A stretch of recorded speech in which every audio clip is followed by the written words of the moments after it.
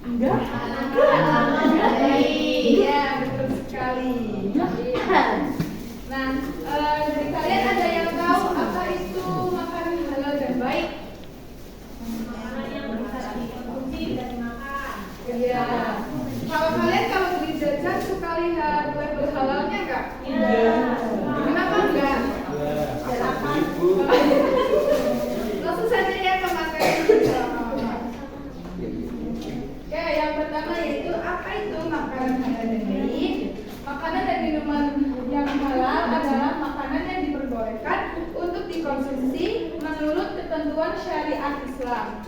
Nah, makanan dan minuman yang halal dikonsumsi itu adalah makanan yang halal zatnya, halal memprosesnya, dan juga halal cara memperolehnya. Ya, selanjutnya itu ada dalil mengenai makanan halal dan baik. Kelihatan? Iya. Ya, dibaca bareng-bareng. Bismillahirrahmanirrahim.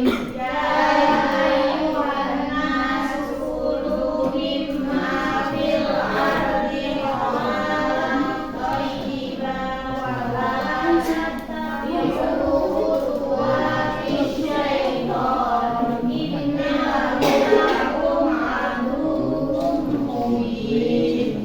Innama ya'murukum bis-su'i wal fahsya'i wa an taqulu 'alallahi ma la ta'lamun. Oke, nah ayat tersebut itu menjelaskan yang pertama ayat 168 itu Allah Subhanahu wa Ta'ala itu menyuruh manusia untuk mengkonsumsi makanan yang halal dan baik. Nah, makanan dan minuman halal dan baik itu tadi sudah dijelaskan ya dari segi zatnya, cara memperolehnya, dan juga cara memprosesnya. Lalu ayat selanjutnya yaitu ayat ini berkaitan erat dengan ayat yang tadi dibacakan yaitu ayat 168. Nah, selanjutnya dibaca lagi. Bismillahirrahmanirrahim. Ya ayyuhalladzina amanu kulu min thayyibati ma razaqnakum washkuru lillahi in kuntum iyyahu ta'budun. Innama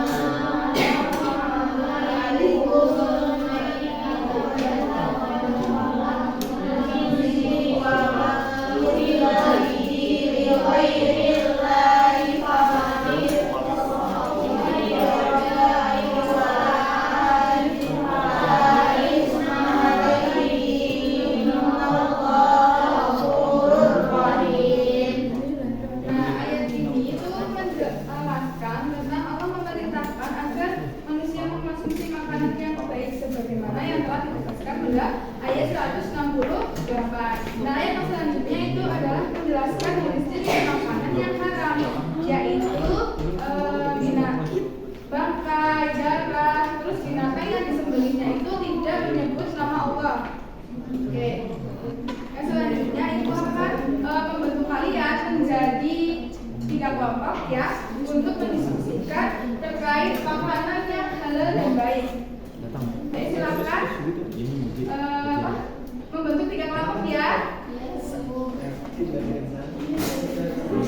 Nanti dari kalian perwakilan dari kelompok kalian mempresentasikan hasil dari diskusinya ya.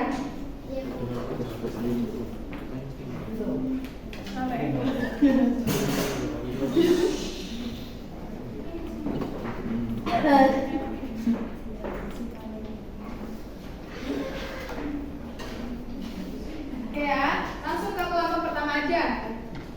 Bisa dipresentasikan diri ya Mbak.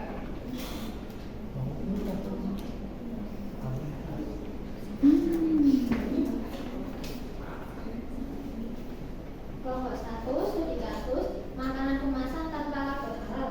Kasusnya, Ali membeli makanan ringan impor dari minimarket. Ia tertarik karena harganya murah dan rasanya enak. Namun pada kemasan tidak ditemukan label halal dari MUI atau otoritas agama lainnya. Temannya mengingatkan agar berhati-hati, tetapi Ali tak makannya karena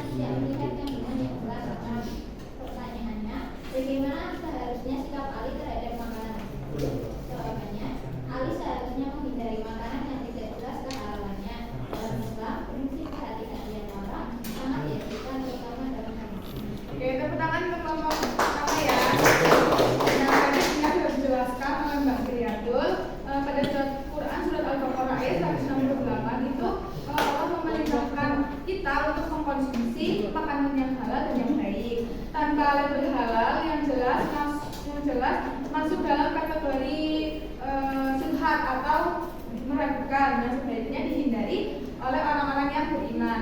Lalu selanjutnya kelompok kedua.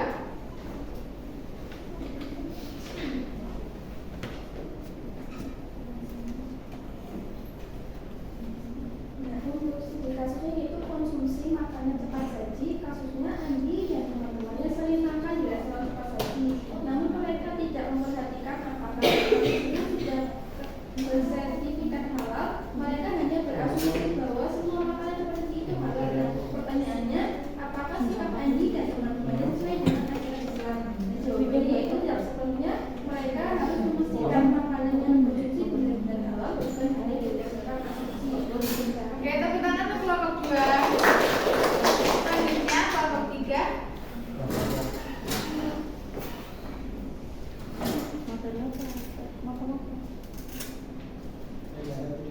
Studi kasus di sini yaitu makanan toyib tapi tidak halal. Kasusnya seorang mahasiswa gizi membuat jus buah organik yang sangat bergizi dan higienis. Namun dalam produksinya ia menggunakan gelatin dari hewan yang tidak disembelih sesuai syariat. Pertanyaannya, apakah makanan tersebut dapat dikatakan toyib dan halal? Jawabannya yaitu makanan tersebut hanya bisa disebut toyib dari sisi gizi, tapi tidak halal karena menggunakan bahan dari hewan yang tidak disembelih secara syar'i. Oke, tepuk tangan kelompok 3. Jadi tadi ada kaitannya antara kelompok 2 dan kelompok 3. Itu dalam Islam makanan halal itu harus mencakup kehalalan zat, proses dan juga memperolehnya. Nah, makanan yang hanya baik secara fisik namun tidak halal itu tetap dilarang ya. Iya.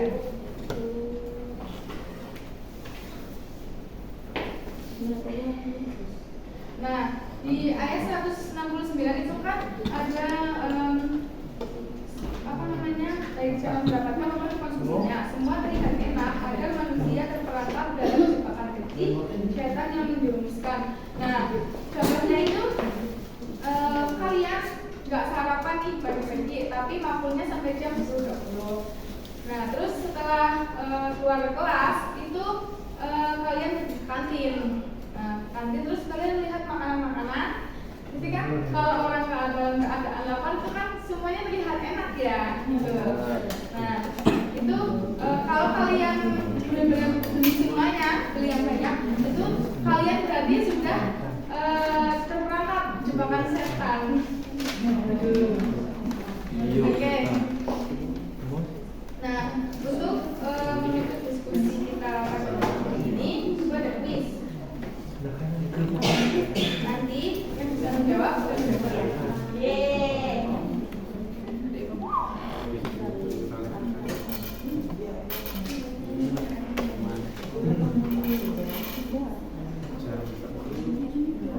Siapa yang mau maju duluan? 1,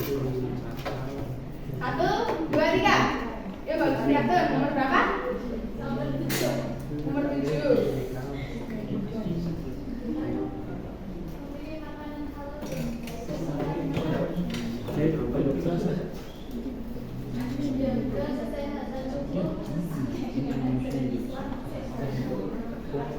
Ya. Selanjutnya, oh iya bagus itu ada dia. Jangan maju ya.